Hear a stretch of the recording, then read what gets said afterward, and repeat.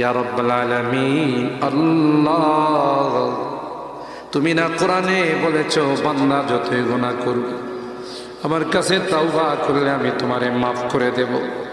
মনে বড় আশা নিয়ে আল্লাহ তোমার শাহী দরবারে ভিক্ষুকের মতো হাত বাড়াইলাম।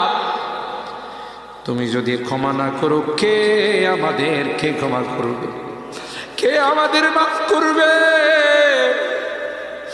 ভিক্ষুকে একজনের কাছে ভিক্ষা না পেলে আরেকজনের কাছে পায়।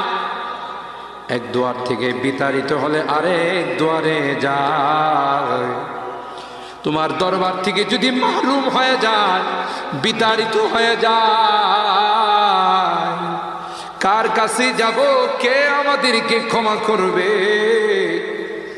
মালিক রে, কাঙ্গালের মতো হাত বাড়াইলাম, তাওবা করতেছি, আর জীবনে কোনোদিন নামাজ ছাড়ব না, আর জীবনে কোনো গুনাহ করব না, আর জীবনে কোনোদিন বেপরদায় চলব না, আর কোনোদিন সুদী লেনদেন করব না।